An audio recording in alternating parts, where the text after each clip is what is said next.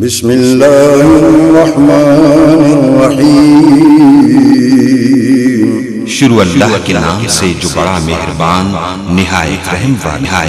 मैं अदब के साथ मुल्तमिस हूँ मोहतरम जनाब उस्ताद मोहतरम मौलाना मोहम्मद शफीक मदनी हफिज़हुल्लाह ताला कि वो तशरीफ़ लाएँ और इमाम बुखारी की सही बुखारी की आखिरी हदीस पर दरस हदीस से हमें मुस्तफ़ीज़ फ़रमाएँ। तशरीफ़ लाते हैं मोहतरम मौलाना मोहम्मद शफीक मदनी हफिज़हुल्लाह ताला। कमा सल्लैत अला इब्राहीम व अला आलि इब्राहीम इन्नका हमीदुम मजीद। अल्लाहुम्मा बारिक अला मुहम्मद व अला आलि मुहम्मद कमा बारकत अला इब्राहीम व अला आलि इब्राहीम इन्नका हमीदुम मजीद।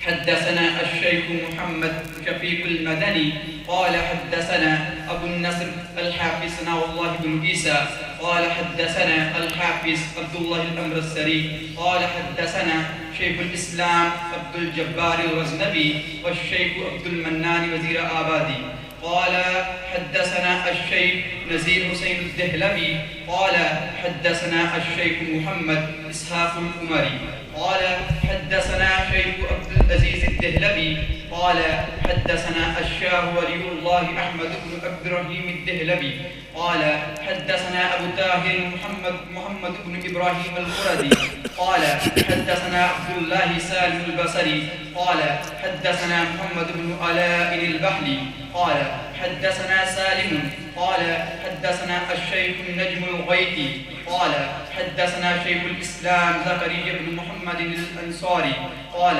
حدثنا حافظ الدنيا شهاب الدين أحمد بن علي بن حجر الأسقلاني قال حدثنا برهان الشامي قال حدثنا شهاب الدين أحمد بن أبي طالب قال حدثنا الشيخ سراج بن المبارك قال حدثنا عبد الأفضل بن عيسى قال حدثنا الشيخ أبو الحسن عبد الرحمن بن محمد قال حدثنا الشيخ أبو محمد عبد الله بن أحمد قال حدثنا الشيخ محمد بن يوسف قال حدثنا الحافظ الحجة أمير المؤمنين في الحديث أبو عبد الله محمد بن إسماعيل البخاري في آخر كتابه صحيح البخاري ونضع الموازين القسط وأن أعمال بني آدم وقولهم يوزن. وقال مجاهد القسطاس العدل بالرومية ويقال القسط مصدر المفسد وهو العادل وأما الكاسب فهو الجائر. حدثني أحمد بن إشكاب قال حدثنا محمد بن فضيل عن أمارة بن القعقاع عن أبي زرعة عن أبي هريرة قال قال رسول الله صلى الله عليه وآله وسلم كلمتان حبيبتان إلى الرحمن خفيفتان على اللسان ثقيلتان في الميزان سبحان الله وبحمده سبحان الله العظيم. الحمد لله رب العالمين والصلاة والسلام على أشرف الأنبياء والمرسلين وعلى آله وأصحابه أجمعين أما بعد فأعوذ بالله السميع العليم من الشيطان الرجيم بسم الله الرحمن الرحيم إنا نحن نزلنا الذكر وإنا له لحافظون.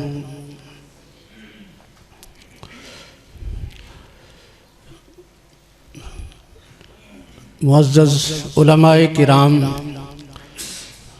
और मशाइख़ इज़ाम और सामीन हज़रात, अभी आपने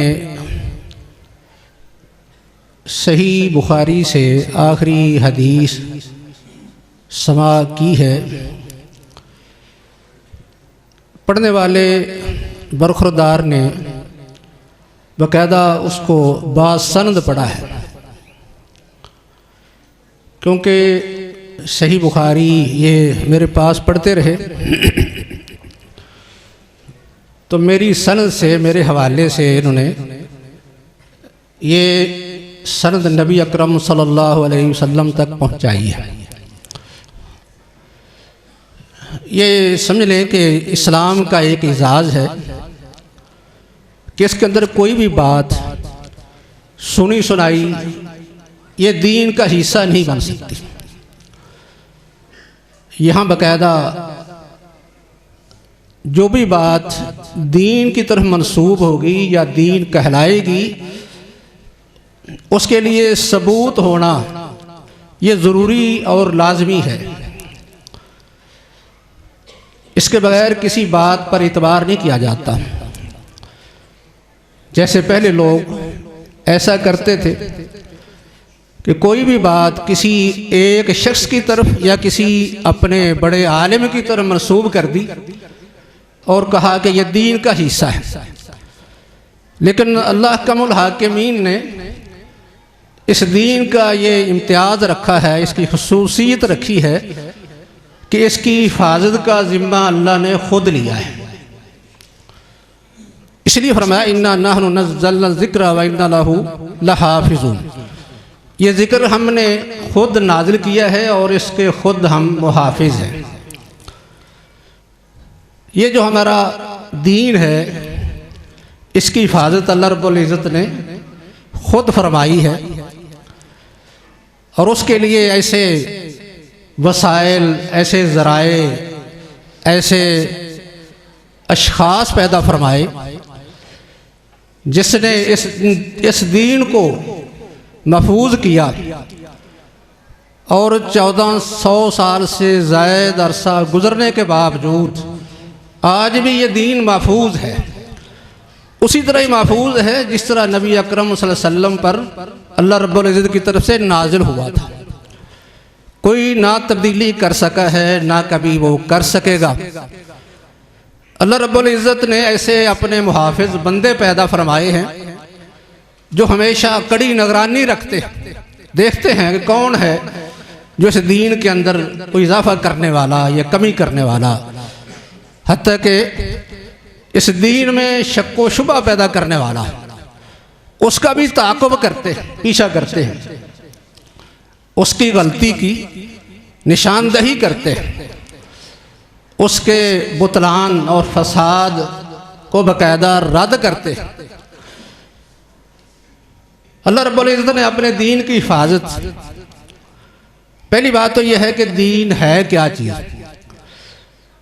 हमारे यहाँ जो हमारा दीन अल्लाह ने नाज़िल फरमाया है उसकी दो सूरतें हैं, एक कुरान मजीद है और दूसरी सूरत हदीस रसूल है या उसे सुनते रसूल भी कहा जाता है। अल्लाह ने कुरान को महफूज कर दिया, नबी अकरम सल्लल्लाहु अलैहि वसल्लम ने खुद कुरान लिखवाया है। आप खुद लिखवा के चले गए, महफूज हो गया।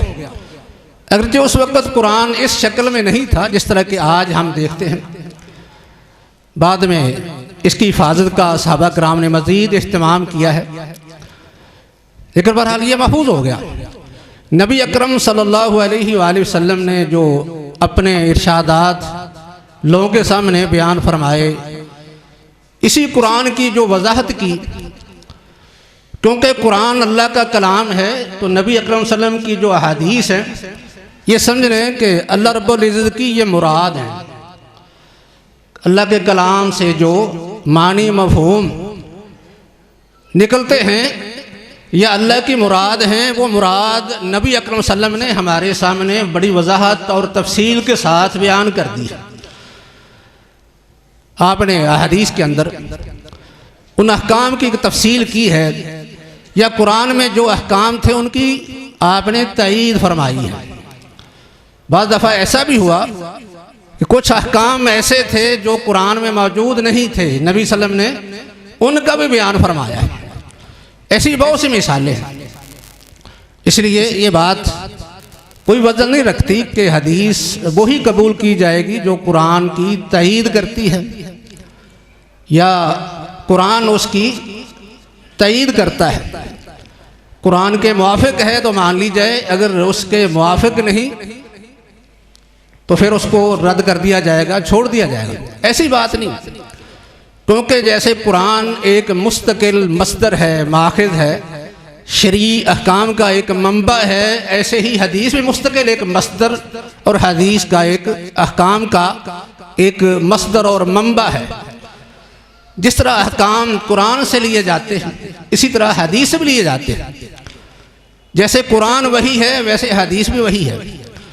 बहुत सी हमें मिसालें मिलती हैं ऐसे अहकामात जो नबी सल्लल्लाहु अलैहि वसल्लम ने हदीस में बयान फरमाए हैं लेकिन कुरान में आपको कहीं नज़र नहीं आएंगे। मिसाल के तौर पर एक मिसाल उसकी ये है, कुरान ने कहा हुर्रिमत अलैकुमुल मैततु वद्दमु वलहमुल खिंज़ीर वमा उहिल्ला लिगैरिल्लाहि बिही, कि अल्लाह ने तुम्हारे लिए मुर्दार, खिंज़ीर का गोश्त, खून और वो चीज़ जो अल्लाह के गैर के नाम पर दी जाए इनको हराम कर दिया है। ये मुख्तसर अंदाज से चंद चीज़ें जो शरीयत में हराम हैं इनका बयान आ गया।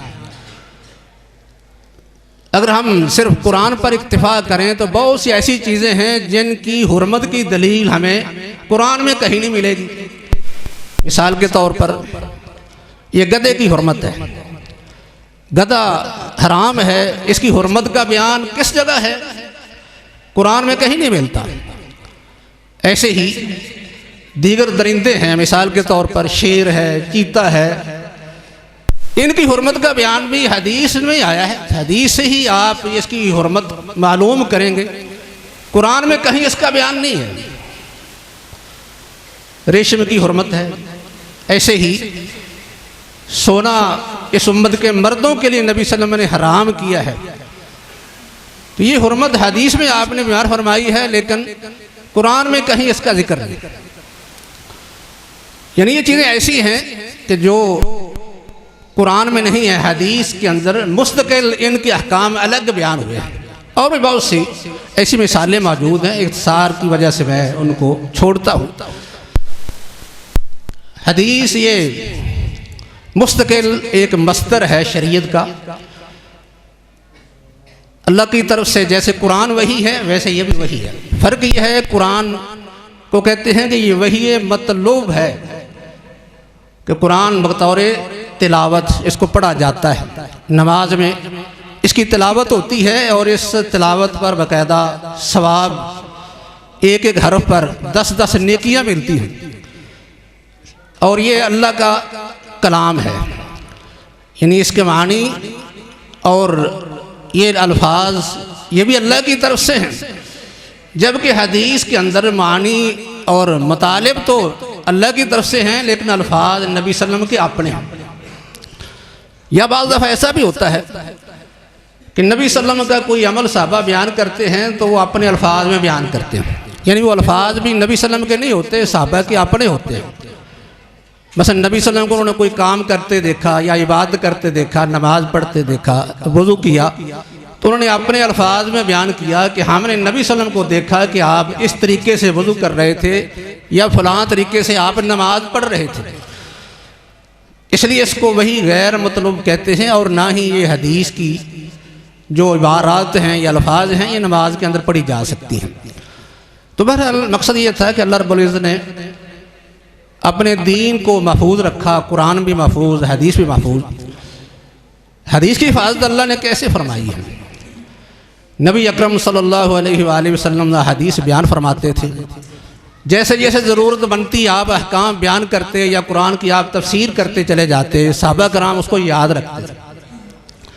नबी करीम सल्लल्लाहु अलैहि वसल्लम ने बाकायदा सहाबा को हुक्म दिया था कि आप जो कुछ मुझसे सुनते हैं ये दूसरों तक पहुँचाएँ। अगर हदीस की अहमियत ना होती, शरीयत के अंदर ये कोई मसदर ना होता, शरई अहकाम का ये मंबा ना होता, तो फिर नबी सल्लल्लाहु अलैहि वसल्लम बाकायदा सहाबा को हुक्म ना देते कि आप हदीस मुझसे बयान करें, दूसरों तक पहुँचाएँ।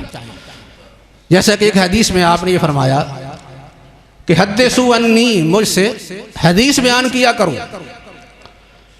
और दूसरी हदीस में आपने ये भी फरमाया बल्लिगू अन्नी वलौ आया, कि मेरी तरफ से लोगों तक पहुंचा दो, खा कोई एक आयत भी आपके पास है वो भी दूसरों को सुना दो।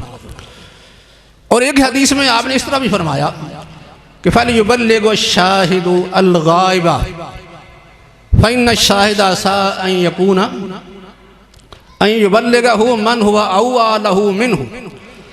आपने फरमाया कि इस वक्त जो मेरे पास हैं इनको चाहिए कि उनको पहुंचा दें जो यहाँ मौजूद नहीं है, क्योंकि बसा औकात ये होता है कि जो हाजिर हदीस को सुन रहा होता है वो ऐसे शख्स तक पहुंचा देता है जो शख्स उस हदीस को उसकी निस्बत ज़्यादा याद रखने वाला होता है, वो ज़्यादा महफूज कर लेता है। मकसद ये था दूसरों तक पहुंचाओ। इसका फ़ायदा ये होगा कि अगर कोई बात तुम्हें भूल गई तो जिसको तुम सुनाओगे वो उसको याद रखेगा। इस तरह ये हदीस महफूज होती जाएगी। ऐसे नबी सल्लल्लाहु अलैहि वसल्लम ने सहाबा कराम को बाकायदा लिखने का भी कहा। आपने फरमाया क़य्यदुल इल्म, इल्म को कैद करो, महफूज करो। साहबा ने पूछा कि अल्लाह के रसूल कैसे करें? आपने फरमाया कि इसको क्या करो, लिखो, यानी किताबतुहु मा तक़यीदुहु, इसको कैद करना, महफूज करना कैसे होगा? आपने फरमाया कि इसको तुम लिख लिया करो। आपके वक़्त में सहाबा किराम बाकायदा लिखते भी थे, हदीसें ज़बानी भी याद करते थे। अरबों का हाफ़ज़ा मारूफ था क्योंकि ज़्यादा वो पढ़ना लिखना नहीं जानते थे, अपने हाफ़ज़े पर बड़ा इत्मीनान होता था, चीज़ों को याद रखते थे।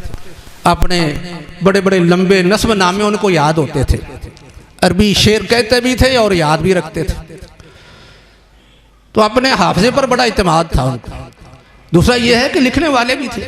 आपके वक़्त में सहाबा किराम ने हदीस लिखी भी है, इसकी कई मिसालें हैं। आपने सहाबा को लिखने की इजाज़त भी दी, हुक्म भी दिया है और ख़ुद बाज़ हदीसें लिखवाई भी हैं। जैसे किताब सदका है, सदक़े के अहकाम आपने लिखाए, सदका ज़कात उशर के अहकाम थे। हज़रत इब्न उमर रज़ी अल्लाह ताला अन्हु बयान करते हैं कि आपने बाकायदा ये एक मकतूब लिखवाया था जिसमें सदक़े के अहकाम थे, लेकिन आप अपने उम्माल को नहीं दे सके हत्ता कि आपकी वफ़ात का हादसा पेश आ गया। हत्ता के बाद में वो अबू बकर रज़ी अल्लाह ताला अन्हु ने वही जो किताब थी लिखी हुई, ये हज़रत अनस रज़ी अल्लाह ताला अन्हु को देकर बहरैन की तरफ भेजा था, जब उनको बहरैन का आमिल और गवर्नर बनाया था। बाद में हज़रत उमर रज़ी अल्लाह ताला अन्हु ने भी इस पर अमल किया है। इस तरह ये आपकी लिखी हुई चीज़ें महफूज थी। नबी करीम सल्लल्लाहु अलैहि वसल्लम से कई साहबा ने पूछा कि अल्लाह के रसूल, हम हदीस आपसे सुनते हैं, भूल जाते हैं, तो क्या हम लिख लिया करें? आपने फरमाया कि हाँ, लिख लिया करो, लिखा करो हदीस को। हज़रत अब्दुल्ला बिन अमर रज़ी अल्लाह ताला अन्हु नबी सल्लम की हर बात लिखते थे, जो भी आपकी ज़बान से सुनते उसको लिख लिया करते थे।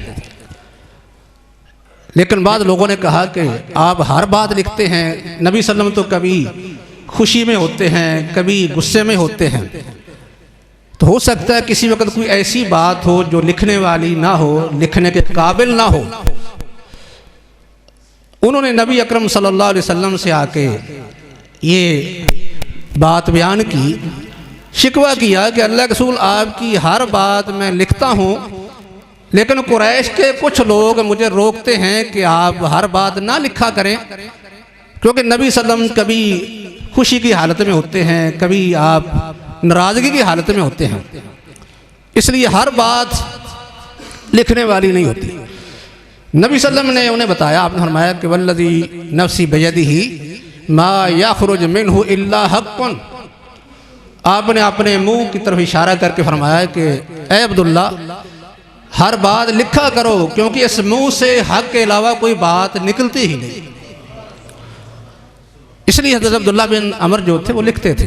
अबू हुरैरा बयान करते हैं, बाकायदा इतराफ़ करते हैं, कहते हैं कि बाकी लोगों की निस्बत मुझे हदीसें बहुत याद थी, लेकिन अब्दुल्ला बिन अमर रज़ी अल्लाह ताला अन्हु को ज़्यादा याद थी, इसलिए क्योंकि वो लिखते थे, मैं लिखता नहीं था। ये बात उन्होंने की कि मैं लिखता नहीं था, वो लिख लेते थे। अगर हम देखें हदीसों को, वो जो हमारे सामने मौजूद हैं, यानी बयानशुदा हदीस, वो हज़रत अबू हुरैरा रज़ी अल्लाह ताला अन्हु से ज़्यादा है, और हज़रत अब्दुल्ला बिन अमर से कौद कम है। उसकी कई वजूहात हैं। हज़रत अबू हुरैरा रज़ी अल्लाह ताला अन्हु की हदीस जो है वो कोई 5000 से भी ज़ायद है, जो हदीस की कुतुब में मौजूद है। मकसद ये था कि अब्दुल्ला बिन अमर बाकायदा जो है वो लिखा करते थे। अगरचे अबू हुरैरा रज़ी अल्लाह ताला ने भी लिखी हैं, ज़बानी भी याद होती थी, लिखते भी थे। बाकायदा उनके शागिर्द बयान करते हैं कि अगर किसी वक्त किसी हदीस की ज़रूरत पड़ती तो बाकायदा हमें वो अपने घर जाके लिखी हुई दिखा देते थे, और उनके शागिर्द ने खासकर उनसे हदीसें सुन के एक बाकायदा सहीफ़ा तैयार किया था, जिसको कहते हैं सहीफ़ा हम्माम बिन मुनब्बे के नाम से। अब्दुल्ला बिन अमर का सहीफ़ा जो है वो सहीफ़ा सादगा के नाम से मशहूर था। ऐसे और भी सहाबा कराम लिखते थे। हज़रत अनस रज़ी अल्लाह तआला अन्हु कहते हैं कि हम याद भी करते थे, लिखते भी थे। नबी सल्लल्लाहु अलैहि वसल्लम के मजलिस में बैठे होते तो आप हदीस बयान करते, तो बाद में हम इकट्ठे होके उस हदीस को बाकायदा दोहराते थे, दौर करते थे, हत्ता कि हमें वो हदीसें याद हो जाती, अज़बर हो जाती। इस तरीके से हदीसें सहाबा कराम याद करते थे। और हज़रत अनस ने हदीसें लिखी भी हैं, ज़ुबानी भी याद करते थे, लिखी भी हैं। ऐसे और भी कई सहाबा ने नबी सल्लल्लाहु अलैहि वसल्लम से इजाज़त मांगी, आपने बाकायदा लिखने की इजाज़त दे दी कि आप लिख लिया करें अगर याद नहीं होती। हज़रत अबू हुरैरा रज़ी अल्लाह तआला अन्हु ये भी हदीसें नबी सल्लल्लाहु अलैहि वसल्लम सुनते थे, लेकिन भूल जाती थी। कहने लगे कि अल्लाह के रसूल, मैं हदीसें सुनता हूँ, भूल जाती हैं। आपने फरमाया, आप बात कर रहे थे, आपने फरमाया कि मेरी इस बात के मुकम्मल होने से पहले आपने फरमाया कि चादर बिछाओ नीचे। उन्होंने चादर बिछा दी। आपने बाकायदा जो है वो एक चुल्लू भर के उसमें डाला, और बाद में फरमाया कि मेरी बात मुकम्मल होने से पहले इसको अपने साथ लगा लो। वो कहते हैं कि मैं चादर उठाई और अपने जिस्म के साथ लगा ली। उसका नतीजा क्या हुआ कि उसके बाद मुझे कभी भी हदीस भूली नहीं है। ये अल्लाह रब्बुल इज़्ज़त का ये मौजज़ा है, सहाबा कराम की मेहनत है। इस मालूम होता है कि हदीसें मेहनत से भी याद होती हैं, वक़्त लगाने से, और साथ साथ दुआओं की ज़रूरत भी होती है। बल्कि एक बात जो है बड़ी और भी सुनने के काबिल है, हज़रत अबू हुरैरा रज़ी अल्लाह तआला अन्हु से, उनके हवाले से है। ये हदीस जो आपने सुनी है, इत्तेफाक ऐसा है कि ये हदीस अबू हुरैरा रज़ी अल्लाह तआला अन्हु बयान करने वाले हैं, ये रावी हैं। इमाम बुखारी ने सबसे पहली हदीस अपने उस्ताद मक्की बिन इब्राहीम से बयान की है, ताकि ये बताया जाए कि वही की इब्तिदा जो है वो मक्का से हुई थी। अबू हुरैरा रज़ी अल्लाह तआला अन्हु की हदीस आखिर में बयान की है, तो ये बहरहाल एक खुद एक ख्याल है कि मालूम होता है कि इमाम बुखारी रहमहुल्लाह ये भी बताना चाहते हैं कि हदीस का इल्म जो है इसके लिए बड़ी मेहनत की ज़रूरत होती है, वक़्त लगाना पड़ता है, बड़ी कुर्बानियाँ देनी पड़ती हैं, अपनी ख्वाहिशात को कुर्बान करना पड़ता है। इमाम बुखारी और अबू हुरैरा रज़ी अल्लाह अन्हु के दरमियान बड़ी मुनासिबतें मालूम होती हैं। इमाम बुखारी रहमहुल्लाह छोटी उम्र थी, 10 साल बल्कि इससे भी कम थी। कहते हैं कि अल्लाह रब्बुल इज़्ज़त ने उल्हिम तो हिफ्ज़ुल हदीस वाना फिल कुत्ताबी, मैं बिल्कुल छोटी उम्र का था, अभी तिफले मकतब था कि अल्लाह ने हदीस को याद करने का ज़ौक़ मेरे दिल में डाल दिया था। छोटी सी उम्र थी। उसके बाद फिर बाकायदा हदीस पढ़ने के लिए अपने इलाके के उलमा मुहद्दिसीन के पास गए, बाद में दूसरे शहरों में फिरते रहे, चक्कर लगाते रहे, शहर शहर की जो है वो खाक छानते रहे, बड़ी मेहनत की है। खुद मालदार थे, क्योंकि वालिदैन ने उनके लिए पीछे काफ़ी जायदाद छोड़ी थी, विरसा छोड़ा था। लेकिन इमाम बुखारी ने ये माल होने के बावजूद पूरी ज़िंदगी कोई कारोबार नहीं किया। जैसे इमाम बुखारी ने कोई काम नहीं किया, कारोबार नहीं किया, बल्कि पूरी ज़िंदगी इल्म को हासिल करने के लिए, हदीस को लेने के लिए, महफूज करने के लिए, लोगों तक पहुँचाने के लिए सर्फ कर दी, सारी ज़िंदगी लगा दी। कोई कारोबार नहीं किया, बल्कि अपना माल जो था उसको तिजारत पर लगाया हुआ था, मुजारबत पर। उससे जो कुछ आता उसे खुद भी गुजारा करते, बल्कि जो तालिब इल्म होते थे उन पर भी खर्च करते थे। मतलब ये है कोई कारोबार नहीं किया। इसलिए काम जो है वो सही एक ही होता है। आजकल लोग कहते हैं कि एक आदमी जो है वो 10-10 काम कर ले और सारे ही हो सकते हैं। एक आलिम दीन जो है वो डॉक्टर भी होना चाहिए, इंजीनियर भी होना चाहिए। हालांकि जो ये 3-4 काम शुरू कर लेगा, हकीकत में वो सही तरह एक भी नहीं कर सकता, एक भी काम उससे नहीं होगा। इस तरह इमाम बुखारी जो थे, क्योंकि अल्लाह रब्बुल इज़्ज़त ने उनसे काम लेना था, बड़ा काम किया है कि नबी सल्लल्लाहु अलैहि वसल्लम की हदीस को महफूज किया है, तो उन्होंने अपनी ज़िंदगी कोई कारोबार नहीं किया, सारी ज़िंदगी बस इल्म के लिए थी। पढ़ रहे हैं, पढ़ा रहे हैं, लिख रहे हैं, लिखा रहे हैं, बस इसी पर सर्फ कर दी। और यही तरीक़ेकार अबू हुरैरा रज़ी अल्लाह तआला अन्हु का, सहाबा में से सबसे बड़े मुहद्दिस, जैसे मुहद्दिसीन में से सबसे बड़े मुहद्दिस और फ़क़ीह इमाम बुखारी हैं, वैसे सहाबा में से सबसे बड़े मुहद्दिस और फ़क़ीह ये हज़रत अबू हुरैरा रज़ी अल्लाह तआला अन्हु हैं। उन्होंने सारी ज़िंदगी कोई कारोबार नहीं किया, हालांकि ज़िंदगी के सिर्फ उनको 4 साल मिले हैं। खैबर की जब जंग हुई है उस वक्त ये नबी सल्लल्लाहु अलैहि वसल्लम के पास आए हैं, 4 साल इनको मिले हैं इस्लाम के अंदर नबी सल्लल्लाहु अलैहि वसल्लम की ज़िंदगी में, लेकिन आपकी सोबत में सिर्फ 3 साल गुजारने का मौका मिला है। 1 साल के लिए आपने इनको बहरैन की तरफ भेज दिया था, 3 साल का मौका मिला है। 3 साल के अंदर इतनी हदीसें याद की हैं, इतनी याद की हैं कि कोई और सहाबी हिफ्ज़ हदीस में उनका मुकाबला नहीं कर सका। उसका सबब क्या था? सबब यह था कि कोई कारोबार नहीं है। कारोबार क्या है? सिर्फ इल्म हासिल करना, हदीस सुनना, हदीस को याद करना, दूसरों को सुनाना, बस यही काम था।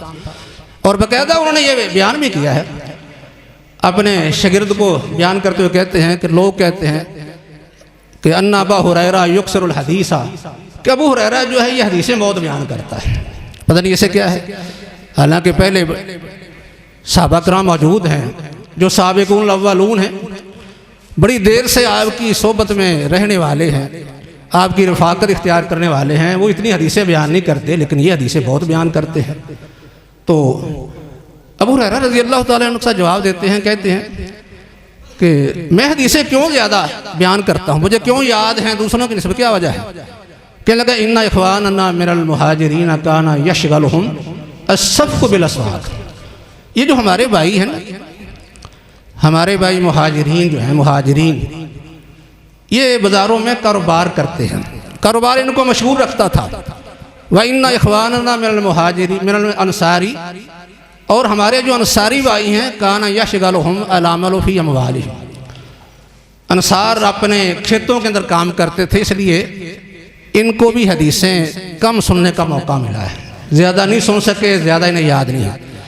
मतलब यह है कि अपने काम करते थे, आपके पास आते, किसी वक्त आते, नमाज के लिए आते, कोई बात सुन लेते, लेकिन मेरा तो काम यही था। कहने लगे आना अल्ज़म रसूलुल्लाह बिशब बत्निही, मैं तो नबी सल्लल्लाहु अलैहि वसल्लम के साथ बस चिमटा ही रहता था, बस ज़्यादा ज़्यादा ये होता था कि पेट भर लूँ, और उसके बाद इल्म पढ़ना पढ़ाना आपके साथ, आपकी रफ़ाकत, तो ज़्यादा वक़्त दिया है।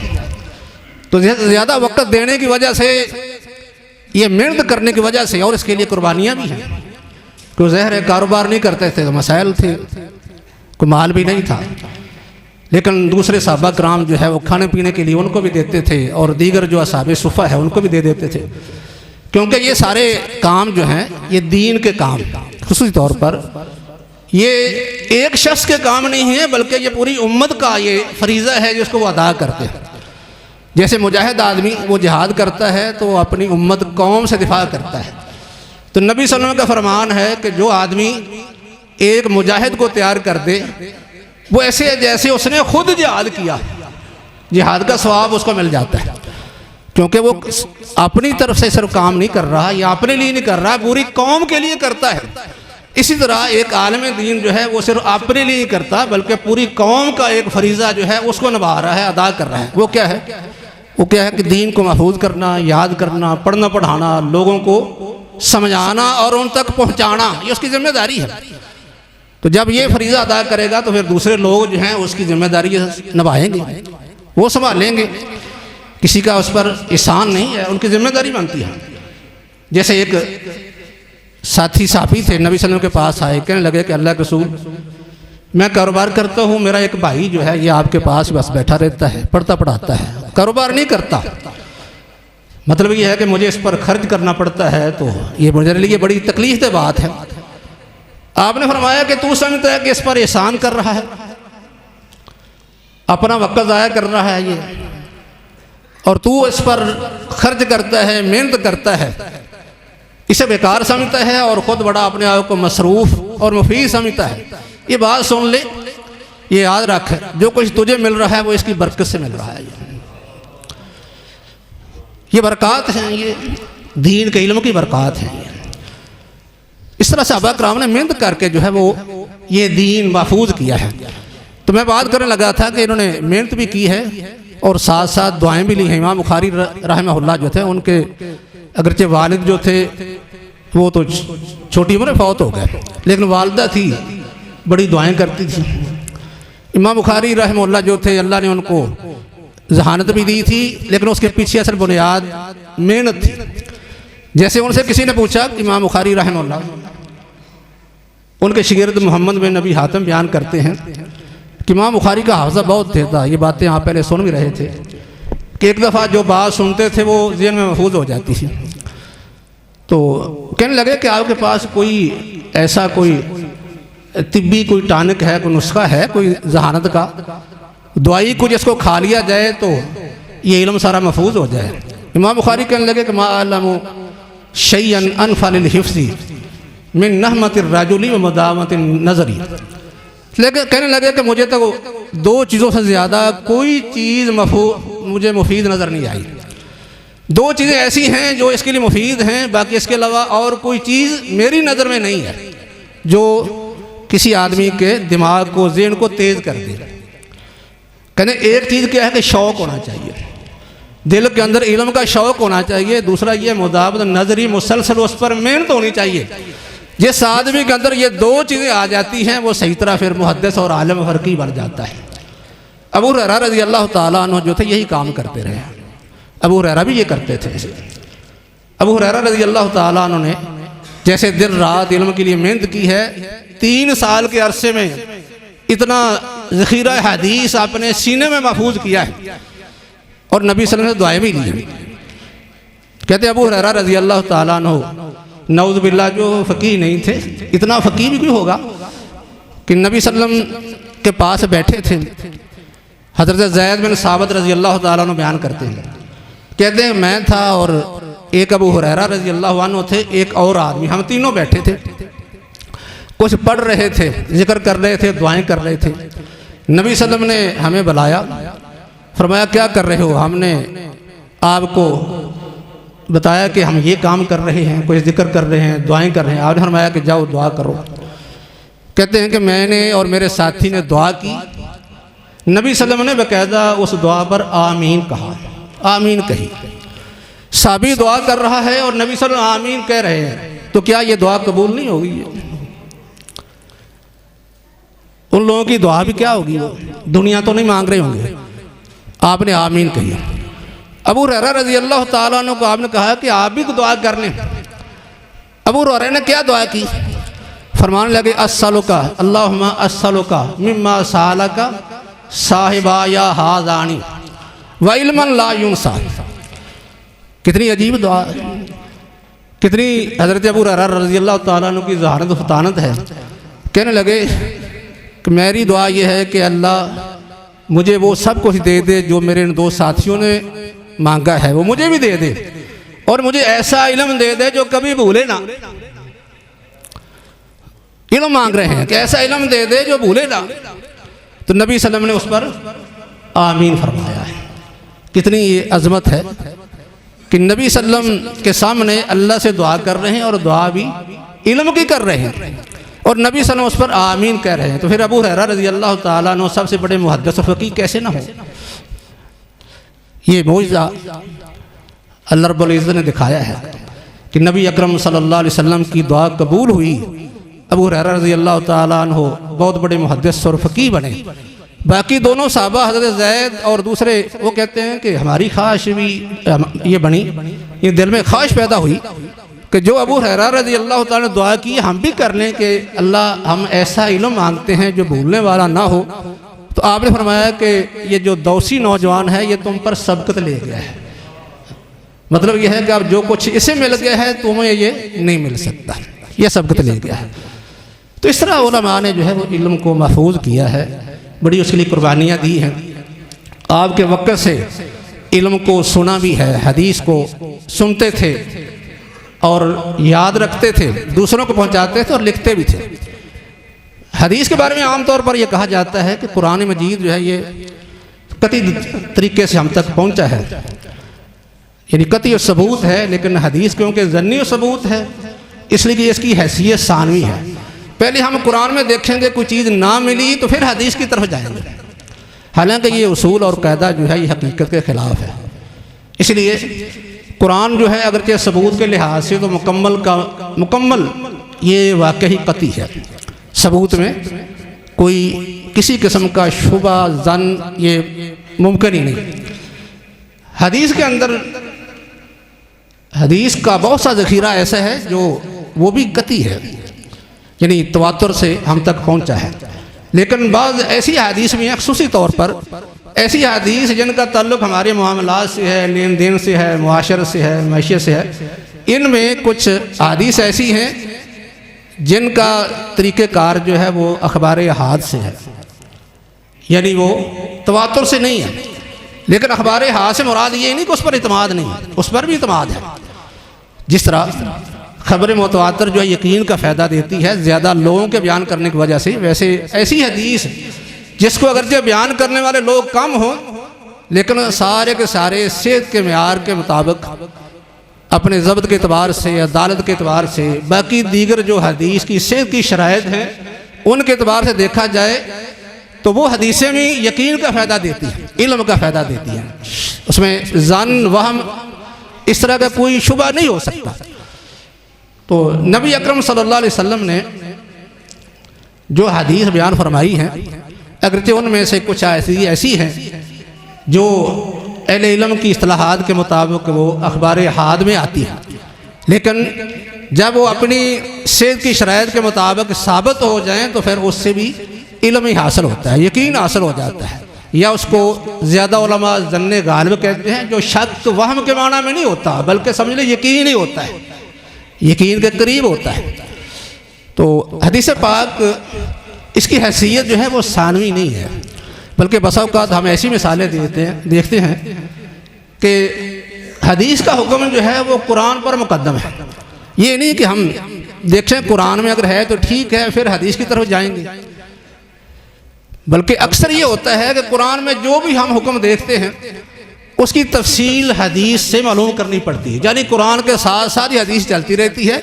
ये नहीं कि हदीस कुरान में अगर ना मिले तो फिर हदीस की तरफ रुजू करें, ऐसा नहीं, बल्कि ये होता है कि कुरान की तफसील यानी कुरान के मानी मतलब अल्लाह की जो मुराद है नबी सल्लल्लाहु अलैहि वसल्लम साथ साथ ही बयान करते रहते हैं।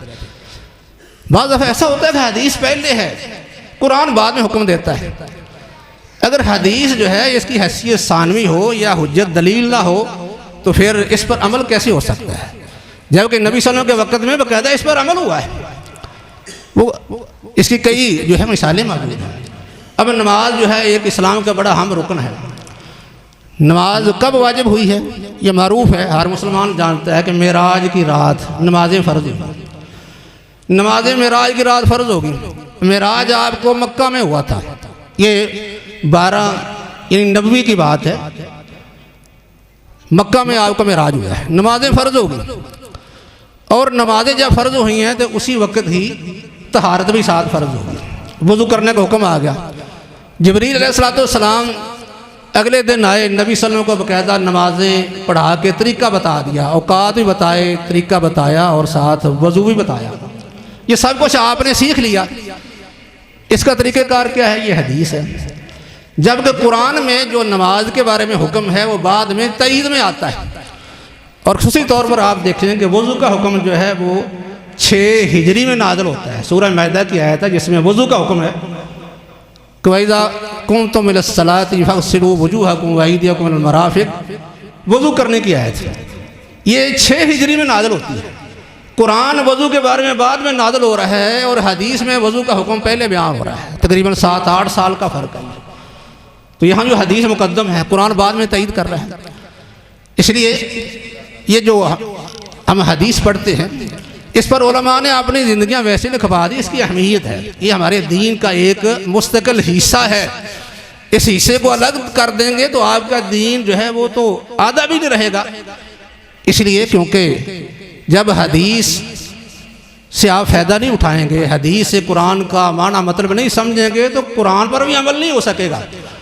कुरान पर अमल करने के लिए हदीस पढ़ना पढ़ाना ये ज़रूरी है, वरना तो फिर आप कुरान पर भी अमल नहीं करेंगे। और वो लोग जो हदीस पर बात करते हैं उनका मकसद भी यही है कि हम जो है वो शरई अहकाम से जान छुड़ा लें। कहते हैं कि उन्हें जो है वो आसान आसान दीन चाहिए, मीठा मीठा दीन चाहिए, बस कि हम अपने आप को मुसलमान भी कहते रहें और कुछ करना भी ना पड़े। ना नमाज़ पढ़ने की ज़रूरत है, ना रोज़ा रखने की, ना कोई ज़कात देने की, ना हज करने की, बस कुरान का अपने पास कोई मतलब निकालो और उस पर अमल करते रहो, इस तरह जान छुड़ा लो। जबकि हदीस जो है वो तो इंसानों को पाबंद करती है कि अगर आप अपने आप को मुसलमान कहते हैं तो इस्लाम के अहकाम की पाबंदी भी करना पड़ेगी। और कुरान ने जो कुछ बयान किया है उसकी तफसीर फिर हदीस बयान करती है। तो बहरहाल अल्लाह ने कुरान में इसी वजह से फरमाया है। इमाम बुखारी रहमहुल्लाह ने सबसे पहले जो बाब कायम किया है वो वही का किया है, उसके बाद आगे किताबुल ईमान है, फिर इल्म है, फिर बाकी अबवाब हैं, और आखिर में जाके किताबुत तौहीद कायम किया है। उसका मकसद यही था कि हमारे दीन की बुनियाद असल वही है। जो चीज़ वही से साबित नहीं वो दीन नहीं बन सकता, ना हम उसको शरीयत कह सकते। और इसमें इमाम बुखारी ने जो आयत पेश की है बड़ी जामे आयत है, उसमें हदीस का जिक्र भी है। अल्लाह ताला फरमाते हैं वलक़द औहयना इलैका कमा औहयना इला नूह वन नबिय्यिन मिन बादी। इमाम बुखारी ने यह जिक्र की है कि उनका तरीक़ाकार है कि जब अहकाम बयान करते हैं तो आमतौर पर ऐसा होता है कि उससे पहले कुरान की आयत भी बयान कर देते हैं, ताकि ये बताया जाए कि हदीस में जो हुक्म है कुरान में भी है। हदीस कुरान से अलग या कुरान की मुखालिफ नहीं है, उसकी तईद करेगी या उसकी तफसील करेगी, या फिर अलग भी अगर हुक्म कोई हदीस से मिल जाता है तो वो भी हमारे लिए हुज्जत है, दलील है। अमल करना हमारे लिए उसी तरह ज़रूरी है जिस तरह के कुरान के हुक्म पर अमल करना ज़रूरी है। अल्लाह रब्बुल इज़्ज़त ने यहाँ फरमाया कि हमने आपकी तरफ उसी कैफियत से वही की है जो कैफियत हज़रत नूह अलैहिस्सलाम और दीगर अम्बिया अलैहिस्सलाम की थी। पहले अम्बिया की तरफ जो वही आई उसकी क्या कैफियत थी? उनमें कुछ किताबें हैं, किताबें जो हैं बहुत कम हैं, कम अम्बिया की तरफ किताबें नाज़िल हुई हैं। जैसे आप कुरान में पढ़ते हैं हज़रत इब्राहीम अलैहिस्सलाम, हज़रत मूसा, हज़रत ईसा अलैहिस्सलाम और हज़रत दाऊद अलैहिस्सलाम की तरफ ज़बूर नाज़िल हुई। ये किताबें थोड़ी हैं। बाकी अम्बिया की तरफ जो अल्लाह ने वही की है उसकी सूरत क्या थी, कौन सी शक्ल में वही आई? यानी लाखों की तादाद में अम्बिया आए तो उनकी तरफ जो वही है उनमें किताबी सूरत में जो वही थी बहुत कम थी। ज़्यादा अम्बिया की तरफ जो वही आई उसकी सूरत हदीस की है, हदीस की शक्ल में है। और खुशी तौर पर इसकी एक मिसाल जो है वो और बहुत वाज़ेह है कि हज़रत मूसा अलैहिस्सलाम के बारे में अल्लाह ने कुरान में जिक्र किया, वलक़द आतैना मूसल किताबा मिन बादि मा अख़लक़नल क़ुरूनल ऊला, कि मूसा अलैहिस्सलाम को हमने किताब पहले लोगों को हिलाक करके दी है। इससे मालूम होता है कि मूसा अलैहिस्सलाम को अल्लाह ताला ने जब नबूवत दी है उस वक्त तो किताब नहीं थी।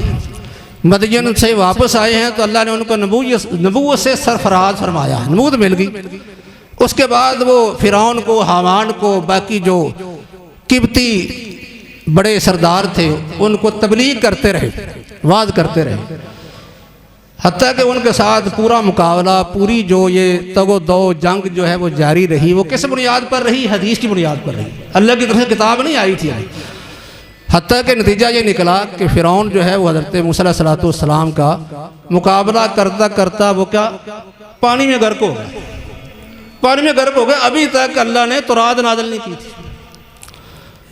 तो जब फ़िरौन और उसके जो हवारी साथी थे ये सब के सब हिलाक हो गए, उसके बाद अल्लाह ने किताब नाज़िल की। और किस वक्त? जब मूसा अलैहिस्सलाम बाकायदा जंगल तीह के अंदर मौजूद थे, उस दौरान अल्लाह ने किताब नाज़िल फरमाई। इससे मालूम होता है कि ये फ़िरौन से साथ जो ये मामला चलता रहा, उस हज़रत मूसा अलैहिस्सलाम उसको तबलीग करते रहे, ये सारा सिलसिला हदीस की बुनियाद पर था।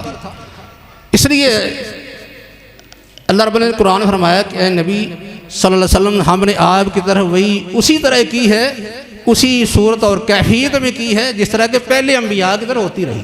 तो पहले अम्बिया की तरफ वही का ज़्यादा जो तरीक़ेकार है वो किताबी शक्ल के अलावा है, यानी हदीस और सुन्नत की सूरत में है। तो पर इसकी मिसालें और भी कई हो सकती हैं, लेकिन इख्तिसार करते हुए वक्त की किल्लत की वजह से मैं बाकी चीज़ें जो हैं वो हज़फ करता हूँ। तो मकसद ये था कि हदीस का इल्म जो है बड़ा अहम है, ये हमारे दीन का ऐसा बुनियादी हिस्सा है कि हम इसके बगैर अपने दीन पर अमल नहीं कर सकते। इसलिए उलमा ने इतना इस्तेमाल किया है। इमाम बुखारी जैसे मुहद्दिसीन ने हदीस को महफूज किया, और इस तरह दीगर भी बेशुमार मुहद्दिसीन हैं जिन्होंने सारी ज़िंदगी हदीस की हिफाजत पर खपा दी है, सुनने सुनाने पर, महफूज करने पर। ये उनका उम्मत पर जो है बड़ा एहसान है कि उन्होंने ये काम सर अंजाम दिया है। तो इमाम बुखारी रहमहुल्लाह ने, जैसा कि मैंने जिक्र किया कि सबसे पहले वही का पाबंदा है, इसलिए ताकि बताया जाए कि हमारा दीन जो है उसका दारोमदार वही पर है। बाद में जो कुछ बयान होगा आखिर तक उस सब की बुनियाद क्या है, वही। यानी इमाम बुखारी बताना चाहते हैं कि मैंने अपनी किताब के अंदर बाबुल वदी से लेकर आखिर तक जो कुछ बयान किया है वो अल्लाह की तरफ से मेरे ऊपर वही नाज़िल हुई है, अपने पास से मैंने कुछ नहीं बयान किया। इसलिए बाद में बयान किया कि और नबूवत कौन सी, ये जो वही है ये कौन सी, ये कहा ना कि आपकी तरफ वही उस तरह आई जिस तरह के हज़रत नूह अलैहिस्सलाम और दीगर अम्बिया की तरह आई। वही वो जो अम्बिया वाली वही है, क्योंकि वही और भी होती है। किसी को इल्हाम हो गया, किसी शख्स को इल्हाम हो जाए या किसी पर कोई शैतान वही कर दे, वो इससे वही मुराद नहीं है। शैतानी वही भी होती है, बहुत से लोगों को शैतानी वही होती है, वो भी अपने आप को नबी कहना शुरू कर देते हैं। इसलिए यहाँ बताया है कि वही से मुराद वो वही है जो नबियों वाली वही है। तो जब नबियों वाली वही नबी सल्लल्लाहु अलैहि वसल्लम के लिए साबित है तो फिर इस वही पर ईमान लाना भी ज़रूरी है। और उसके बाद ये इल्म का पाबंद है कि ईमान लाना अकेला काफ़ी नहीं है, बल्कि आप वही के ज़रिए से जो कुछ हमारी तरफ नाज़िल हुआ है उसका इल्म ही हासिल करना चाहिए। इसलिए कि अगर आप इल्म हासिल नहीं करेंगे तो फिर बाद में इस पर अमल कैसे करेंगे। बाद में मसलन इमाम बुखारी रहमहुल्लाह ने जितने भी अबवाब बांधे हैं, किताबुल वज़ू से तहारत से लेकर आखिर तक, इन पर अमल तब होगा जब हम इसका इल्म हासिल करेंगे। और आखिर में ख़ासकर किताबुत तौहीद जिक्र किया है, इसलिए क्योंकि ये सारे काम एक आदमी जो है वो वही कोई मानता है, ईमान रखता है, इल्म भी हासिल कर लेता है, अमल भी कर रहा है, लेकिन उसके दिल में अगर तौहीद नहीं है तो फिर ये सब कुछ बेफ़ायदा और बेकार है। ये सब कुछ उसे ना अल्लाह से अज़ाब से बचा सकता है, ना अल्लाह की पकड़ और गज़ब से बचा सकता है। ये आखिर में बात बांध के इमाम बुखारी ने ये बात बयान की है कि एक आदमी सब कुछ कर ले, लेकिन अगर उसके दिल में तौहीद नहीं है, शिर्क पाया जाता है, तो फिर अपने आप को अल्लाह के अज़ाब से बचा नहीं सकता। और उसके जितने भी अमाल उसने किए ज़िंदगी में सब के सब बेकार हैं, ज़ाय हो जाएंगे। क़यामत वाले उसे अल्लाह के अज़ाब और पकड़ से बचा नहीं सकते। कुरान ने यह कहा भी है, लाइन अशरकता ला यहबतन्ना अमलों का, अगर आप शिर्क करेंगे तो फिर आपके अमाल ज़ाय होंगे। इस मालूम होता है कि एक आदमी पूरी बुखारी पढ़ जाए, याद कर ले और उस पर अमल भी करता रहे, लेकिन साथ साथ शिर्क भी करता रहे, तो फिर उसका कोई फ़ायदा नहीं। इसलिए इमाम बुखारी ने सबसे पहले बात की कि हमारा दीन असल वही है और उस पर ईमान लाना ज़रूरी है, इसके बगैर भी चारा नहीं। इसका इल्म हासिल करना जैसे जैसे किसी की ज़रूरत है ये भी ज़रूरी वाजिब है। उसके बाद इस पर अमल भी करना, सब कुछ ये करना है, लेकिन अल्लाह के साथ किसी को शरीक नहीं करना, शिरक नहीं करना। अगर शिरक करेंगे तो फिर ये सारी चीज़ें आपको फ़ायदा नहीं देंगी, ज़ाय हो जाएंगी। शिरक से बचा कर करेंगे तो फिर आपकी निजात का ज़रिया है ये। उसके बाद इमाम बुखारी रहमहुल्लाह ने किताबुत तौहीद जो है इसमें उन्होंने आखिर में जिक्र की है, कोई 97 किताबें हैं, किसी ने 100 भी कहा है, बाद ने कम भी, लेकिन ज़्यादा मारूफ कौल यह है कि 97 किताबें इमाम बुखारी ने कायम की हैं और 3882 बाब हैं। 3882 बाब आते, हर किताब के अंदर कई कई अबवाब हैं। और जो आखिरी ये किताब है किताबुत तौहीद, उसमें 58 बाब हैं और उनमें आखिरी बाब ये है जिसमें वज़न अमाल का जिक्र आता है कि इमाम बुखारी रहमतुल्लाह कहता है बाब कौली ताला, अल्लाह ताला का फरमान कि नाज़ल मीज़ान नाज़ल मवाज़ीन क़िस्त लियौमिल क़ियामत, ये बाब जो है वो आखिर में ज़िक्र किया है। तौहीद के अबवाब में से आखिर में ज़िक्र किया है। तौहीद पर जो है वो असर इन्हिसार है। और दूसरा ये है कि इंसान के जितने भी अमाल हैं ना, सारी ज़िंदगी वो करता रहे, कितनी भी नेकियां करता रहे। एक तो ये है तौहीद के बगैर उनका कोई फ़ायदा नहीं। दूसरा ये है कि अल्लाह रब्बुल इज़्ज़त के अंदर जो तराजू कायम होंगे, उसके अमाल उसमें रखे जाएंगे। जिस आदमी के अंदर तौहीद नहीं, उनके उसके अमाल का भी कोई वज़न नहीं होगा, वज़न नहीं होगा कोई भी। तौहीद नहीं तो वज़न नहीं। और बाद उलमा ने भी कहा कि इमाम बुखारी रहमतुल्लाह ने ये आखिर में बाब इसलिए कायम किया है कि बताना चाहते हैं कि अल्लाह यानी नबी सल्लल्लाहु अलैहि वसल्लम के फरमान है, मन काना आखिर कौलिही ला इलाहा दाखिल जन्ना, कि आखिर में जिसकी मौत इस कलमे पर आ गई, उसकी आखिरी कलाम यानी मौत से पहले उसका आखिरी कलाम ये हो गया, उसने ये कलमा पढ़ लिया ला इलाहा दाखिल जन्ना, वो जन्नत में दाखिल हो गया। तो इमाम बुखारी ने ये बात बयान की है। यानी एक ज़िमनी अल्लाह से एक दुआ भी है कि अल्लाह मैं भी तो इसे दरख्वास्त करता हूँ कि जैसे मैं अपनी किताब का इख्तिताम ये किताब तौहीद से कर रहा हूँ, मेरी किताब ज़िंदगी का इख्तिताम जो है ये भी तुम तौहीद से कर देना। यानी इमाम बुखारी इस तरफ इशारा करते हैं। तो ख़ासकर तौहीद के अंदर इमाम बुखारी ने कोई एक चीज़ बयान नहीं की। तौहीद का मतलब सिर्फ ये नहीं कि हम कहें कि अल्लाह एक है बस। ये तो मुशरिकीन मक्का भी मानते थे, या अल्लाह खालिक राज़िक मालिक है, जिसको तौहीद रुबूबियत कहते हैं। तौहीद अस्मा व सिफ़ात भी इसमें शामिल है। अल्लाह रब्बुल इज़्ज़त के जो नाम जो उसकी सिफ़ात कुरान हदीस में आ गई हैं, हम उसी तरह ईमान लाएँ जैसे उनका जिक्र आ गया है कि सिफ़ात ये हैं जैसे अल्लाह की ज़ात को लायक है। हमें उसमें उलझने की ज़रूरत नहीं है कि अल्लाह रब्बुल इज़्ज़त के बारे में हम कहें कि नहीं ये सिफत नहीं हो सकती क्योंकि ये मुमकिन नहीं है। अल्लाह ताला नाज़िल नहीं होता क्योंकि अगर नाज़िल होगा तो फिर अर्श पर कौन होगा। इस तरह की बातें हमें करने की क्या ज़रूरत है। अल्लाह ने हमें मुकल्लफ बनाया ही नहीं।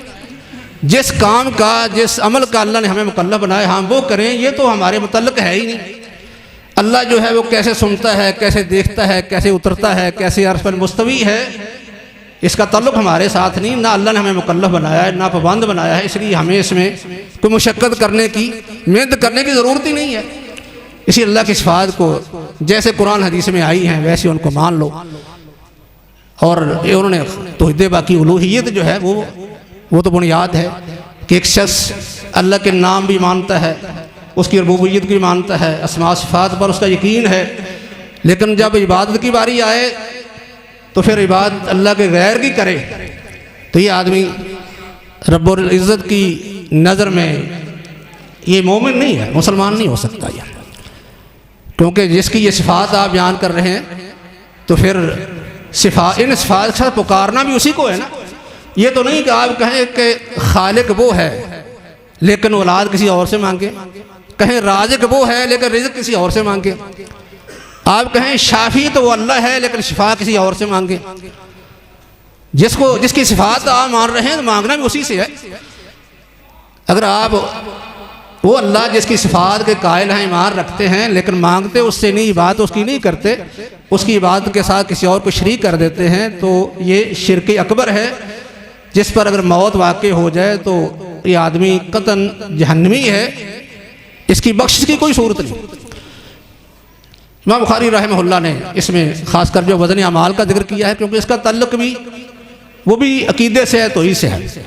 कई लोग कहते हैं कि इंसान के अमाल जो है उनका अलग वजूद नहीं है, अलग वजूद नहीं है ना अमाल का, कि अमाल जो है वो हम देखते हैं कि कोई काम करते हैं लेकिन इंसान खुद अमल करता है, अलग इंसान के अलावा उसका कोई वजूद नहीं है। तो जिसका कोई अलग वजूद नहीं उसका वज़न भी नहीं होगा। तो इमाम बुखारी ने रद्द किया है कि जब हम ये मानते हैं कि हमारा दीन उसकी बुनियाद वही है तो फिर वही में जो कुछ आ गया उसको मानना है, उसमें अपनी अकल के घोड़े नहीं दौड़ाने। हमें बात समझ आ जाए ठीक है, ना आए तो फिर भी हमारा इत्माद वही पर होना चाहिए। और खुसूसी तौर पर इसमें कुरान की आयत पेश कर दी कि नहनु नाज़िल मवाज़ीन क़िस्ती यौमल क़ियामह, कि हम मीज़ान रख देंगे, तराजू लगाएंगे क़यामत के दिन कुरान की आयत है, हदीस में भी आ गया, यहाँ कुरान ने जिक्र कर दिया। तो इमाम बुखारी कहते हैं कि जब कुरान जिक्र कर दिया, हदीस में भी है, कुरान जिक्र कर दिया कि अल्लाह ताला क़यामत वाले तराजू कायम करेंगे, नस्ब करेंगे, बाकायदा अमाल को तोला जाएगा, फिर कौन है जो इनकार की जुर्रत करे? इस पर ईमान होना चाहिए। अगर कोई इस पर ईमान नहीं रखता तो फिर अल्लाह की तौहीद को नहीं मान रहा, क्योंकि अल्लाह की बात से ज़्यादा सच्ची बात किसकी हो सकती है? जब अल्लाह कहता है तराजू लगाएंगे, फिर कौन हो सकता है कि नहीं लगेगा? अल्लाह की खबर सच्ची है, उसकी खबर सच्ची। क्या अल्लाह ने कहा है कि हम लगाएंगे? वो कादर नहीं है कि वो मीज़ान कायम कर दे, तराजू लगा दे? वो तो कुन फयकून कहता है तो हो जाता है। उसके लिए कौन सी चीज़ मुमकिन नहीं, इसलिए तराजू कायम होंगे, बाकायदा उसमें इंसान के अमाल तोले जाएंगे। अगरचे ज़हरी उनका वजूद आपको नज़र नहीं आता, इंसान जो मौजूद नहीं था, ये सारी कायनात जो बनी है उसका कोई वजूद था पहले? अल्लाह ने बना दी है ना। अगर अमाल का वजूद आपको नज़र नहीं आता, अल्लाह बना देगा, वजूद भी बन जाएगा, अमाल का वजूद बन जाएगा। और इसका हदीस में जिक्र भी आता है।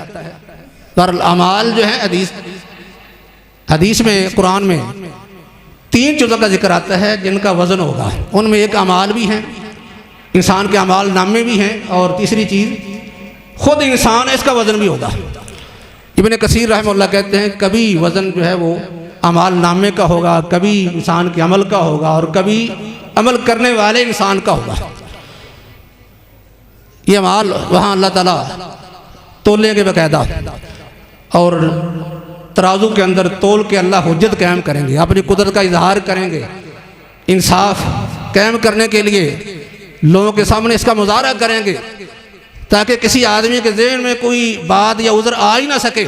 हर चीज़ अपनी आंखों से देख ले कि सब जो कुछ है मेरी नेकियां हैं, मेरे अमाल हैं, और मेरे सामने तोल रहे हैं। अगर अल्लाह को ज़रूरत तो नहीं है, लेकिन फिर भी अल्लाह रब्बुल इज़्ज़त हुज्जत कायम करने के लिए, अदल के इजहार के लिए, अपनी कुदरत के मुजाहरे के लिए ऐसे काम करते हैं। तो उसमें इमाम बुखारी रहमतुल्लाह ने जो हदीस जिक्र की है वो अहमद बिन इश्काब की, वो मोहम्मद फ़ज़ैल से बयान करते हैं, वो हमारा बिन काका से, वो अबू ज़ुरा से, वो आगे अबू हुरैरा रज़ी अल्लाह तआला अन्हु से। उसमें है कि आपने फरमाया कि कलिमतानी हबीबतानी लिर्रहमानी खफीबतानी अल-लिसानी वसकीलतानी फिल मीज़ानी सुबहानल्लाहि व बिहम्दिही सुबहानल्लाहिल अज़ीम। कि 2 कलमे ऐसे हैं कि अल्लाह रब्बुल इज़्ज़त को बड़े महबूब हैं, बड़े प्यारे हैं। कलमे बड़े प्यारे हैं, कहने वाला भी बड़ा प्यारा है, रहमान को प्यारे हैं, जो मेहरबान है, जिसकी रहमत हर एक को आम है, मुसलमान है, काफिर है, सबको आम है, उसको ये बड़े प्यारे हैं। अल्लाह भी मोहब्बत करता है, चीज़ों से मोहब्बत करता है, इंसान से मोहब्बत करता है। उसके बाद फरमाया कि ज़बान पर बड़े हल्के हैं, कहना बड़ा आसान है, उसमें हरूफ ऐसे हैं कि उनकी अदायगी बड़ी आसान है, मुश्किल नहीं, ज़बान पर बोझ नहीं बनता, चलते फिरते आदमी कह लेता है, लेकिन मीज़ान में बड़े भारी हैं। क़यामत वाले जो तराजू कायम होंगे उनमें इनका वज़न बहुत ज़्यादा होगा। यही बात इमाम बुखारी साबित करना चाहते हैं। इंसान दुनिया में जो कुछ करता है, जैसे इमाम बुखारी ने जिक्र किया, इन्ना अमाल बनी आदम व कौलहुम यूज़न, इंसान के अमाल और उसके अक़वाल, इन सब का वज़न होगा। जो कुछ अपने अज़ा से करता है या अपनी ज़बान से जो कुछ बोलता है, ये सब उसके अमाल हैं। कुछ ज़बान के अमाल हैं, कुछ उसके अज़ा के, दीगर अज़ा के अमाल हैं। इन सब का क़यामत वाले दिन बाकायदा उस तराजू में अल्लाह ने जो कायम करना है उसमें वज़न किया जाएगा। सारे अमाल इंसान के तोले जाएंगे। इसलिए इंसान को कोई भी अमल करते वक्त या कोई बात कहते वक्त पहले सोचना चाहिए। जैसे हम कहते हैं ना कि पहले तोलो फिर उसके बाद बोलो। अगर ऐसा ना किया तो फिर क़यामत वाले दिन अल्लाह के हाथ जब इनको तोला जाएगा तो जो अच्छी बात है वो उसकी नेकी बन जाएगी, इससे उसका पलड़ा भारी होगा। अगर बुरी बात है तो फिर बुराइयों वाला उसका पलड़ा ये भारी हो जाएगा। इंसान नेकी के काम करता है, इबादत है, कुरान की तिलावत है, हदीस पढ़ता पढ़ाता है, दीगर कोई भी सदका खैरात है, ये सब नेकी के काम हैं, इनका भी वज़न होगा। अगर नहीं करता तो फिर कोई वज़न नहीं। या बुरे काम करता है तो फिर बुराइयों वाला पलड़ा जो है ये भारी हो जाएगा। तो जिसका बुराइयों वाला हो गया वो फिर अल्लाह के अज़ाब से बच नहीं सकता। नेकियों वाला हो गया तो इंशाअल्लाह वो जन्नत उसके लिए वाजिब और ज़रूरी होगी। वो जहन्नम में जा नहीं सकता जिसका नेकियों वाला बारा हो गया, लेकिन जिसका बुराइयों वाला बारी हो गया तो फिर जहन्नम से बच नहीं सकता। तो इमाम बुखारी ने वज़न अमाल के तहत ये बात जिक्र कर दी कि कोई आदमी सुभान अल्लाह व बिहम्दिही सुभानल अज़ीम, ये 2 कलमे हैं तो छोटे छोटे ये कहता है, तो क़यामत वाले दिन उसके तराजू के अंदर इनका बहुत ज़्यादा वज़न होगा, बड़े भारी होंगे। ज़बान पर हल्के हैं लेकिन अल्लाह को बड़े महबूब हैं, इसलिए इनका वज़न बहुत ज़्यादा होगा। उसके पलड़ा जो नेकियों वाला है उसको झुका देगा, क्योंकि कलिमात बड़े अहमियत वाले हैं ना। सुभान अल्लाह कि मैं अल्लाह को अल्लाह की तस्बीह बयान करता हूँ। तस्बीह से मुराद ये है अल्लाह रब्बुल इज़्ज़त हर किस्म की कमज़ोरी से, ऐब से, हर किस्म के शिरक से, शरीक से, बीवी से, बच्चों से, जो भी किसी की कमज़ोरी हो सकती है, सारी कमज़ोरियों से अल्लाह पाक है, उसकी पाकी बयान करता हूँ। और उसके साथ साथ मैं उसकी शामत भी करता हूँ कि अल्लाह की जिस तरह मैं तौहीद बयान करता हूँ इस अंदाज से कि कोई कमज़ोरी उसमें नहीं है, इसी तरह मैं उसकी खूबियों में बयान करता हूँ। दोनों चीज़ों को इकट्ठा सुभान अल्लाह व बिहम्दिही, उसको मुनज़्ज़ह करार देने का मतलब ये नहीं खूबियाँ नहीं हैं। किसी को कह दिया जाए कि फ़लाँ आदमी जो है वो शराबी नहीं है, लेकिन साथ ये भी कहा जाए कि वो आदमी सौम सलात का पाबंद है, खूबियाँ बयान की जाए। असल उसकी अज़मत का बयान इस तरीके से होता है। सिर्फ ये कहना कि वो शराबी नहीं है, चोर नहीं है, इससे सही तरह किसी की अज़मत और उसकी तारीफ़ का हक अदा नहीं होता। इसलिए दोनों चीज़ें इकट्ठी इसमें बयान हुई हैं कि अल्लाह हर किस्म की कमज़ोरी से, ऐब से पाक है और हर किस्म की खूबी के साथ वो आरास्ता पैरास्ता है। इसलिए दोनों चीज़ें इकट्ठी, और ख़ासकर जो है वो सुभान का लफ्ज़ पहले इसलिए आ गया कि अक्सर लोग ऐसे हैं अल्लाह की खूबियाँ बयान करते हैं लेकिन अल्लाह की तस्बीह बयान नहीं करते या अल्लाह को मुनज़्ज़ह करार नहीं देते।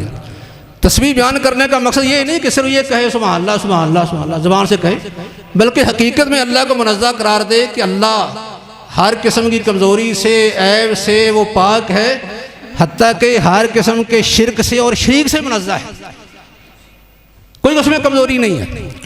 दूसरों से मांगने का मकसद तो ये होता है ना कि अल्लाह के अंदर कमज़ोरी वो दे नहीं सकता, इसलिए हम औरों से मांगे, जबकि अल्लाह को हमने मुनज़्ज़ह करार दिया कि कोई कमज़ोरी नहीं, साथ खूबियाँ भी हैं। तो बहुत ऐसे लोग होते हैं कि अल्लाह को मानते हैं, खूबियाँ बयान करते हैं, मतलब अल्लाह खालिक है, मालिक है, राज़िक है, ये मुदब्बिरुल उमूर है, लेकिन साथ साथ शिरक भी हो रहा है, इबादत भी हो रही हैं, शिरक भी हो रहा है। तो इसलिए इस कलमे के अंदर इसका हक फिर अदा होगा कि इंसान ये कहे कि अल्लाह हर किस्म की कमज़ोरी से मैं आपको मुनज़्ज़ह, या हर वो कलमा, हर वो बात, हर वो अमल जो तेरी शान के लायक नहीं है उससे तुम मर्रा है, और हर खूबी जो तेरी ज़ात को लायक है उसके साथ मैं आपको मुत्तसिफ़ करता हूँ। दोबारा फिर कहा सुभान अल्लाह व बिहम्दिही, दोबारा फिर इसका तकरार है सुभान अल्लाह व बिहम्दिही, क्योंकि अल्लाह को मुनज़्ज़ह करार देने वाले जो हैं ये कम होते हैं, तहमीद करने वाले ज़्यादा होते हैं। इसलिए तवज्जो दिलाने के लिए तकरार यहाँ बयान कर दिया है कि अल्लाह की फिर मैं दोबारा तंज़ीह करता हूँ, उसको मुनज़्ज़ह करार देता हूँ या उसकी तस्बीह करता हूँ। वो अल्लाह जो बड़ी अज़मत वाला है, अल्लाह तो बड़ा अजीम है। अजीम के लफ्ज़ के अंदर ये दोनों चीज़ें इकट्ठी हो जाती हैं, तस्बीह भी है और इसके साथ साथ तहमीद भी है, दोनों चीज़ें इकट्ठी हो जाती हैं अज़मत के अंदर। दूसरी बात ये भी है कि अल्लाह रब्बुल इज़्ज़त की मैंने तस्बीह कर ली, मैंने तहमीद कर ली, लेकिन अल्लाह इतना अजीम है मैं उसका हक अदा नहीं कर सका। इसलिए आदमी कहता है कि सुभान अल्लाह व बिहम्दिही सुभान अज़ीम, कि अल्लाह मैं तेरी अपनी कोशिश के मुताबिक तस्बीह करता हूँ, या अल्लाह वो तस्बीह करता हूँ जो तेरा ही खासा है अल्लाह, या मैं उस तरह तस्बीह करता हूँ जिस तरह तूने खुद अपनी तस्बीह अदा की है या बयान की है, मैं तो हक अदा कर ही नहीं सकता। तो बहरहाल इसमें अल्लाह रब्बुल इज़्ज़त की बड़ी अज़मत का इजहार है, उसकी ये बहुत बड़ी ये तारीफ़ है 2 कलमात के अंदर। इसलिए ये दोनों कलमे अल्लाह रब्बुल इज़्ज़त को बड़े महबूब और प्यारे हैं, जिसका क़यामत वज़न बहुत होगा। एक हदीस में आखिर में बयान करके बात अपनी ख़त्म करता हूँ। नबी सल्लल्लाहु अलैहि वसल्लम का इरशाद है कि ऐसे आदमी जो रात को क़याम नहीं कर सकते, हम में से अक्सर ऐसे ही हैं जो ये काम नहीं कर सकते, और आपने फरमाया कि ऐसे लोग जिनकी तबीयत के अंदर बुखल कंजूसी पाई जाती है, ज़्यादा खर्च नहीं कर सकते, और कुछ लोग ऐसे भी हैं कि जो बुज़दिल हैं जिहाद भी नहीं कर सकते, कोई काम नहीं कर सकते। ये कमज़ोरियाँ उनके अंदर है, लेकिन अल्लाह के अंदर तो कोई कमज़ोरी नहीं है। फरमाया कि जो आदमी अल्लाह रब्बुल इज़्ज़त की तस्बीह तहमीद करता है, अल्लाह रब्बुल इज़्ज़त उसको इतना सवाब देते हैं जितना कि उसने पहाड़ के बराबर सोना खर्च कर दिया। इसलिए अगर किसी और काम में कोताही है तो कम से कम ये काम तो आसान है ना, ये तो किया जा सकते हैं। सुभान अल्लाह व बिहम्दिही सुभान अल्लाहिल अज़ीम कहना ये तो आसान है, कोई मुश्किल नहीं है, क्योंकि ज़बान पे हल्के हैं। अल्लाह को महबूब बहुत ज़्यादा हैं। क़यामत वाले दिन जब तराजू लगेंगे, इंसान के अमाल तोले जाएंगे तो इनका वज़न बहुत ज़्यादा होगा। अल्लाह रब्बुल से दुआ है कि हमें अमल की तौफ़ीक़ अता फ़रमाए। वमा अलैना इल्लल बलागुल मुबीन।